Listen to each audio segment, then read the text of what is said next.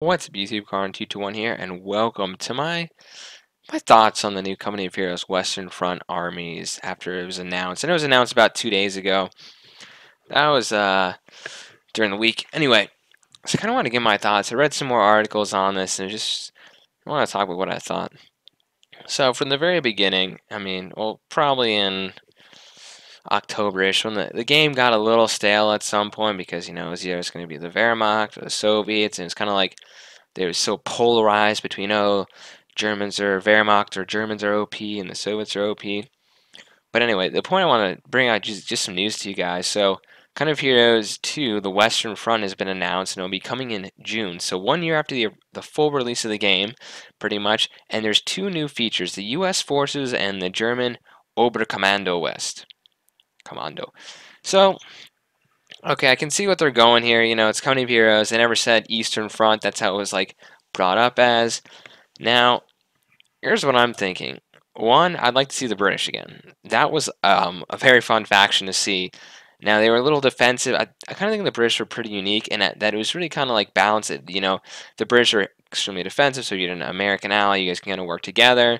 I do kind of like the idea of the Panzer Elite being able to, like, the opposite of the British, very offensive, attacking, numbers, manpower, not so much tanks, just a lot of elite units. So we got the United States again and some German Oberkommando West. Now, what's kind of interesting is he said that, so let's say you're playing Company of Heroes, you haven't bought these new things. By the way, you can get a pack of them, so you get the Germans and the United States for $20. You can get them each for $13. So if you're going to buy both, I guess that's how it works out. By the way, I'll be doing a great video on like talking about these factions and an overview once they come out. I'll gladly explain to you because I've been doing the Company of Heroes 2 videos, some of my most popular series actually. Pretty much talking about both factions and strategies since the beta, so I'll gladly continue on this, and I think it's kind of nice to breathe some fresh air into this series. So here's what I'm kind of thinking about the United States. I'm kind of thinking like, okay, it's going to be a little bit like the first Company of Heroes, right? Obviously, a lot of infantry, just like the Soviets. Now, my question is that are you going to be like a is it going to be like Men of War, where the United States can be fighting the Soviets? Because they said, in the matchmaking, you come across other, I have a quote here, and from the matchmaking, you come across different units here. Basically, let's see, this guy said you can play against AI, blah, blah, blah. You can also go in an auto match pool against other Company of Heroes 2 players. So this DLC is not really single player. Play against some AI, I guess. But he said the unique thing is you're actually going to be able to play against existing COH2 players' content also. So, example, if you buy the US, you'll be able to drop into an auto match pool against the Eastern Front armies and potentially on an Eastern Front map. Now, he's very vague here. He's not saying, okay, you're definitely going to be able to like be with the. So let's say the United States, right? You're matchmaking, and you go and suddenly you find the Soviets. Now that wouldn't make a whole lot of sense, right? It'd be more a little bit like Men of War, where you pick two sides, which is interesting in Men of War to have that aspect. But I think what he is trying to say here is that, okay, the Germans, they can ally, you have the Wehrmacht now, and then you have the German, what's it called again? You have the German Oberkommando West, right? So I guess you can have those guys match up with each other, and then you can be fighting against the Americans and Russians on Soviet territory, or vice versa. But it seems a little weird. Like, they need to be a little more specific on this. I want to make sure that if you're the United States, you cannot be fighting against the Soviets. I do like the idea, though, of having, the U.S. and the Soviets fighting side by side, and these two German factions fighting side by side. How easy it would have been for them to make a Finnish faction of the Winter War. That's what I really wanted. I really wanted one of the factions like Russia, well, one of Russia's early enemies to join the Wehrmacht. Like, I understand you have the United States, major faction, but you should definitely add like one of these minor nations, right? Like Romania. I mean, Finland would have been so fun. You have like this small army, maybe focusing on skis, light kind of mechanized guys. They're unique because in the snow they can kind of turn invisible in the fog of war, and they can actually be more hidden. It's hard for your men to spot. Something like that. They're faster on the deep packed snow because they have ski gear. I think that would have been cool. But it's nice to see they're dropping some more stuff for this game. So those are pretty much my thoughts. I do want to definitely keep you guys updated on more news on this because, frankly, I want to know if the fact is that if you're United States and you're searching, right, that you could end up against a Soviet player. I want to know if that can actually happen because right now the game is built, the engine is Axis versus Allies.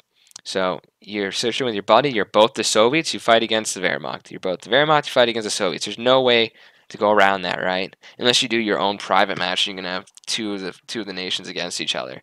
So that would be something kind of interesting. I do think they'll bring back a lot of the good stuff. I do think they'll bring back paratroopers, army rangers. I'm sure the way they did the commanders. I'm imagining a ton of more commanders. So this could be a boost them a lot, give them a lot more money pretty much with adding more new commanders. Like I'm sure you could have, they gotta add, if they have this, they have to have a pattern commander where it makes your tanks, it'd be almost like the armored command tree from Company of Heroes original. So I'm definitely looking forward to some more content for this, especially the US. I want them to keep expanding this, don't stop. They're gonna have 4 factions now. Bump it up to 6. Add some Finns in there, and add the Finnish or the Romanians or the Hungarians, and then add, maybe the Chinese. No, the Chinese. Well, the thing is, if you add the Chinese, well, you probably have to add Japanese if you add the Chinese, and who knows for Company of Heroes 3, they haven't touched the Pacific yet. Plenty of games have. Well, whereas like early Medal of Honors, we have Vietnam, Men of War. I'm sure Men of War had the Japanese in it. That's one of the kind of cool things about Men of Honor. They had all the nations pretty much, and they keep making new ones of those. But I definitely want to see more unique units.